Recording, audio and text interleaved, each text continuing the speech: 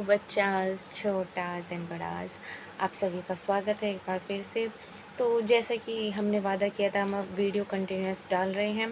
कुछ बच्चों का कहना है कि क्लासेस 12th क्लास के लिए आ रही है, 11th के लिए नहीं। तो जो हमारी क्लासेस हैं उसमें जो भी फ़िलहाल टॉपिक चल रहे हैं वो टॉपिक ऐसे हैं जो क्लास 11th और 12th दोनों के लिए सिमिलर है। जैसे कि हमने अभी तक मोलरता, मोललता और मोल प्रभा जैसी चीज़ें पढ़ाई हैं, वो सभी के सभी 11th क्लास के लिए भी हैं। 11th क्लास में भी ये सब टॉपिक्स हैं जो कि उनको करने होंगे, तो वे भी इस क्लास को देख सकते हैं, बिल्कुल कोई दिक्कत नहीं होगी। इसी तरीके से हम वीडियो डालते रहेंगे। 11th क्लास की सेपरेट वीडियो भी आएगी, उसकी चिंता मत कीजिए। अब आज की वीडियो को हम ध्यान से पढ़ेंगे, तो जल्दी से कॉपी पेन लेकर आ जाओ, तब तक मैं इंट्रो डाल देती हूँ। लेट्स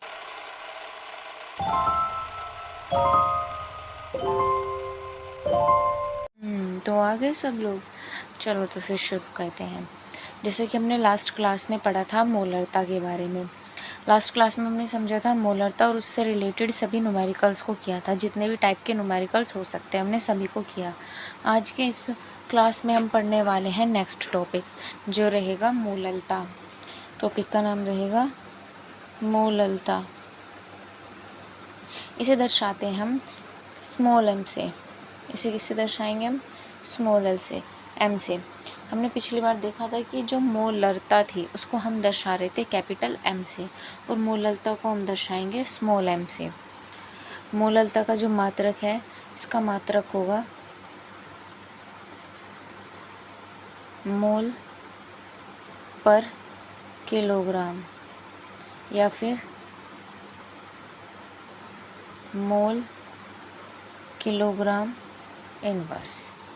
तो ठीक है, चलो हम सबसे पहले देखते हैं कि मोलरता है क्या।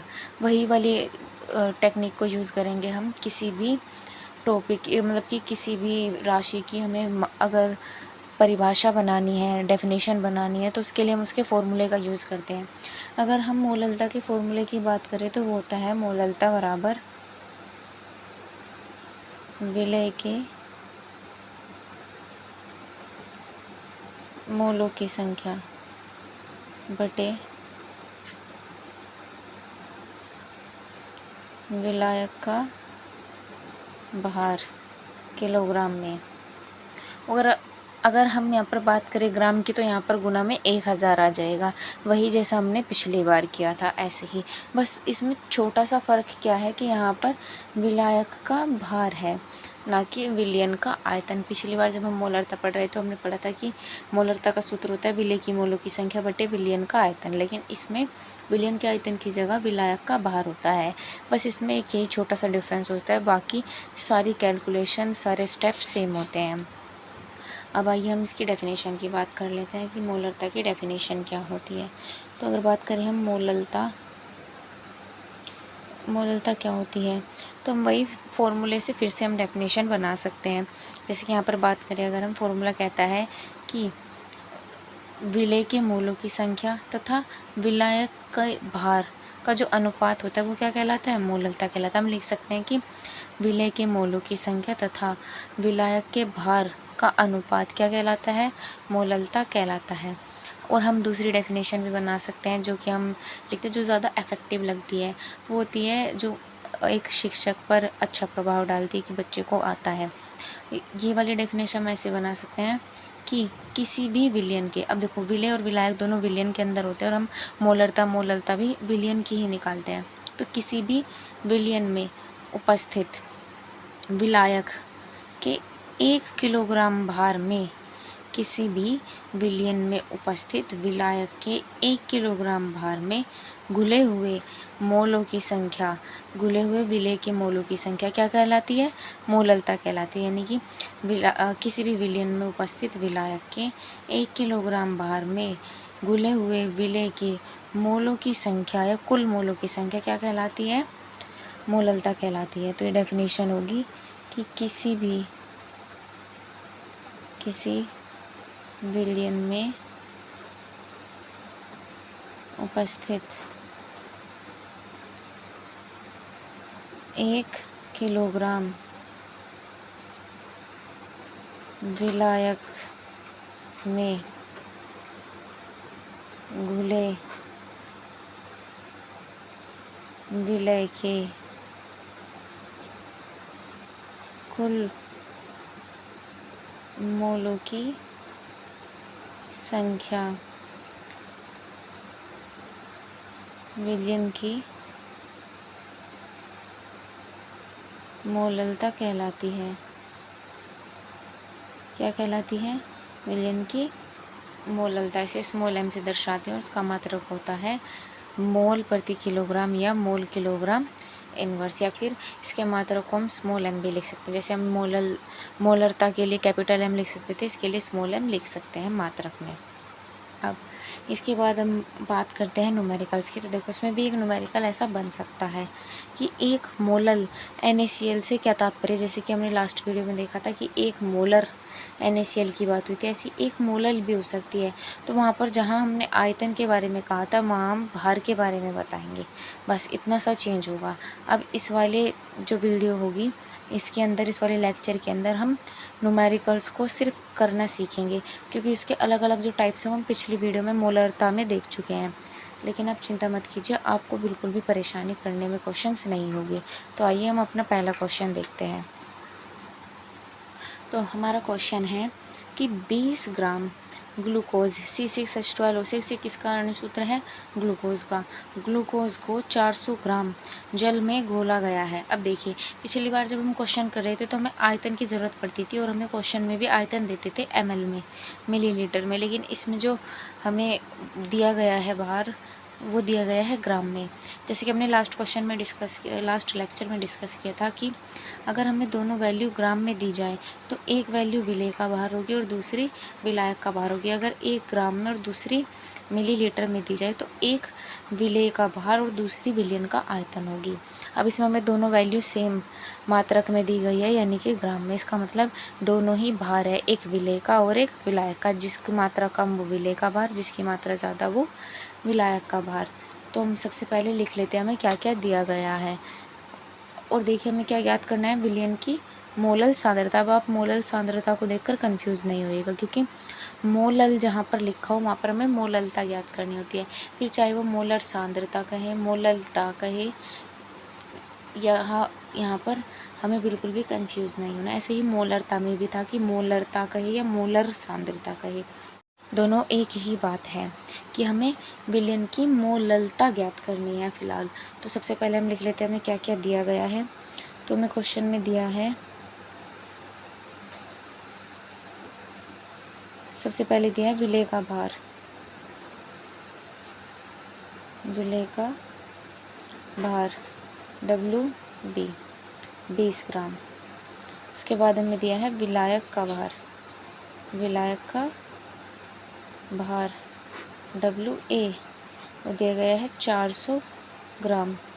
उसके बाद हमें इसके अलावा और कोई चीज़ नहीं दी गई। अब हम ज्ञात करेंगे, तो हमें सबसे पहले ज्ञात करनी होगी। अब हमें मोलों की संख्या निकालनी है। मोलों की संख्या निकालने का सूत्र होता है भार बटे अणुभार। हमें भार तो दिया गया, अणुभार नहीं है विलेय का, तो अणुभार निकालेंगे। कैसे निकालेंगे? हमने पहले भी सीखा था लास्ट क्लास में भी। अणुभार निकालने के लिए C6H12O6 ग्लूकोज का अणुभार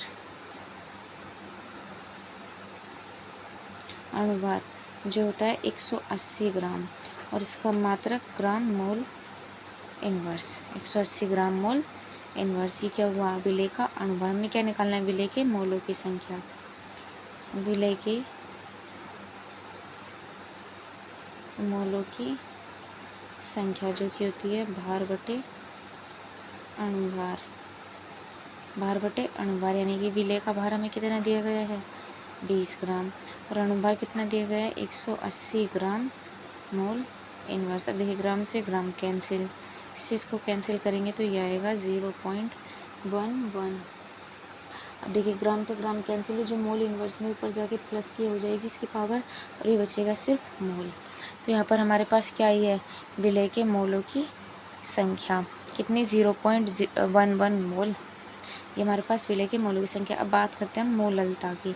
मोललता को हम स्मॉल m से डिनोट करते हैं। इसका सूत्र होता है विलेय के मोलों की संख्या बटे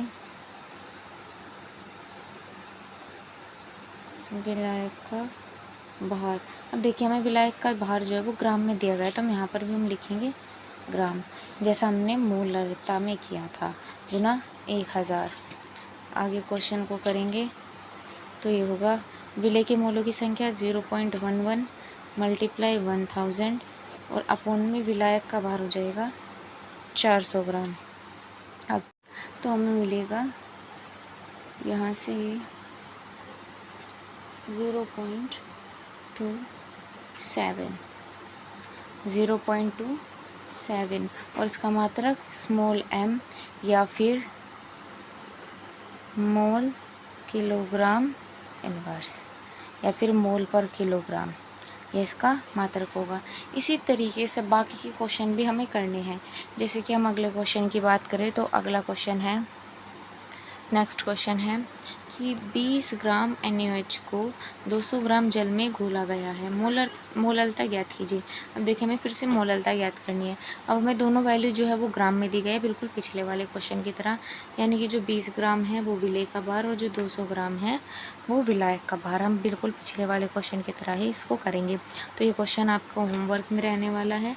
इसका जो आंसर होगा वो आपको नेक्स्ट वीडियो में मिल जाएगा, लास्ट में। इस वीडियो के लास्ट में भी आपको आंसर्स मिलने वाले हैं जो हमने पिछली वीडियो में आपको क्वेश्चंस दिए थे करने के लिए, उनके आंसर्स आपको वीडियो के लास्ट में मिल जाएंगे, तो वहाँ पर चेक कर लेना आप लोग। ऐसे ही इस क्वेश्चन का आंसर आपको नेक्स्ट वीडियो में मिल जाएगा। अब बात करते हैं हम नेक्स्ट टाइप के क्वेश्चन की।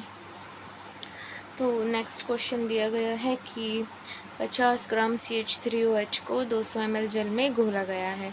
तो इस बार देखिए हमें मिलीलीटर में वैल्यू दे दी गई है। तो जैसे हमने लास्ट टाइम किया था, हम पिछली बार क्या कर रहे थे, मोलरता के लिए उसको ग्राम को मिलीलीटर में चेंज कर रहे थे, ऐसे ही इसमें मिलीलीटर को ग्राम में चेंज करना पड़ेगा, जिसके लिए हमें डी की ज़रूरत पड़ेगी। कैसे करेंगे तो अब देखते हैं कैसे करेंगे हम इसको सोल्व। एक क्वेश्चन मैं आपको करके दिखा देती हूँ कि इसमें हम मिलीग्राम और मिलीलीटर को ग्राम में कैसे चेंज करेंगे। तो देखिए हमें क्या दिया गया है, विलियन का आयतन। मैंने कहा था जब दोनों वैल्यू अलग अलग होगी तो आयतन जो होगा वो विलियन का होगा। किसका होगा, विलियन का। तो हमें दिया गया है विलियन का आयतन, विलियन का आयतन V बराबर 200 मिलीलीटर और हमें ज्ञात करना है भार ग्राम में। तो कैसे निकालेंगे, हमने एक सूत्र देखा था जो था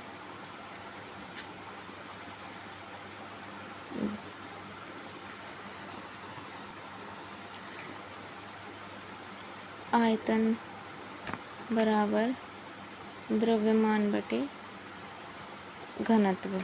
अब हमें मान निकालना है द्रव्यमान का, घनत्व हमें दिया गया है और आयतन भी हमें दिया गया है। तो इसकी जब हम इसको जब इधर लेके जाएंगे तो ये इधर मल्टीप्लाई में और ये इधर ये इसके पास में मल्टीप्लाई में चला जाएगा। तो ये हो जाएगा द्रव्यमान यानी कि भार W बराबर आयतन गुना घनत्व। अब हमें आयतन दिया गया है 200 मिलीलीटर गुना घनत्व दिया गया हमें 2 ग्राम ml इनवर्स। अब देखिए यहाँ पर ml इनवर्स से ml कैंसिल हो जाएगा और इसकी मल्टीप्लाई करेंगे तो यह आ जाएगा 400 ग्राम। हमें विलियन का भार मिल गया। अब इस विलियन के भार से हमें विलायक का भार निकालना होगा, क्योंकि हमें मोललता में विलायक का भार चाहिए होता है। हमें पता है कि विलियन का जो भार होता है वो बराबर होता है विलेय का भार जमा विलायक का भार, विलेय का भार जमा विलायक का भार। हमें विलायक का भार निकालना है, यानी कि इधर प्लस का उधर जाएगा माइनस का हो जाएगा, यानी कि विलायक का भार बराबर विलियन का भार 400 ग्राम माइनस विलेय का भार जो कि हमें दिया गया है 50 ग्राम माइनस 50 ग्राम। तो ये हमारे पास आ जाएगा 350 ग्राम। अब हमें विलायक का भार पता चल चुका है। अब आपको क्या करना है, आपका होमवर्क है कि आपको इसमें विलेय के मोलों की संख्या निकालनी है और उसके बाद मोललता ज्ञात करनी है। आंसर वही नेक्स्ट वीडियो में मिल जाएगा आपको। इसी तरीके से जो क्वेश्चंस मैंने मोलरता के लिए दिए थे उन सभी क्वेश्चंस में मोलरता ज्ञात कीजिए। यही सब क्वेश्चंस में आपको मोलरता भी ज्ञात करनी है। इससे आपकी प्रैक्टिस काफ़ी अच्छी होगी। कोई भी क्वेश्चंस ऐसा नहीं रहेगा कि आप ना कर पाओ। तो जितनी ज़्यादा प्रैक्टिस करोगे उतना ज़्यादा अच्छा रहेगा। प्रैक्टिस करते रहिए, जितना प्रैक्टिस करोगे आप उतना ज़्यादा इम्प्रूव होंगे आपकी कैलकुलेशंस और आपका क्वेश्चन थिंकिंग। क्वेश्चन को देखकर सोचना कि इसको सॉल्व कैसे किया जाए। जैसे जैसे आप प्रैक्टिस करते जाइए वैसे वैसे ये बढ़ती चली जाएगी और आप टफ़ से टफ़ क्वेश्चन को काफ़ी आसानी से कर पाओगे और जल्दी समझ जाओगे। इसी तरीके से करते रहिए, पढ़ते रहिए। अब हम मिलेंगे अगली वीडियो में एक नए टॉपिक के साथ, नए इतने ही जोश के साथ में। तो तब तक के लिए पढ़ते रहिए, तैयारी करते रहिए। मिलते हैं अगली वीडियो में।